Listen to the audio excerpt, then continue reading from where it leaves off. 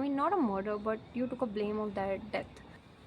I mean, in Indian culture, you can literally get the blame of somebody's death, and तुम्हें पता भी नहीं है कि तुम एक murderer हो. Indirectly, you did a murder.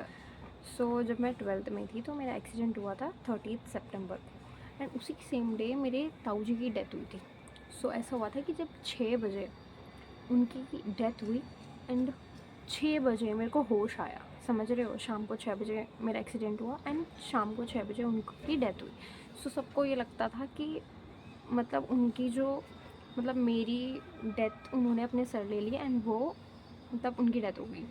So I mean I am so like grateful about it, but I mean it happens कि भाई तुम ब्लेस्ड हुए हो कि तुम बच गए हो.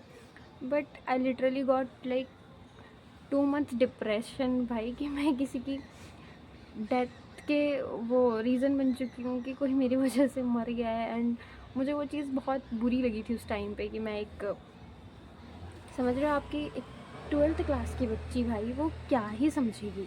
सोच रहे हो आप क्या ही समझेगी कि भाई ये पावर्स मैजिक एंड ऑल.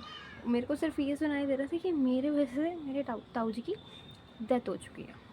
सो भाई it's like too much of trauma कि इन चीज़ों को दिल पे मत लो. ये चीज़ें होती हैं, ये ब्लेसिंग होती है कि तुम्हारे, अगर तुम्हें ऐसा कोई कह रहा है तो it's like a blessing. It's not like अ, समझ रहे हैं आप, इट्स नॉट लाइक कि तुम किसी की डेथ के ज़िम्मेदार हो.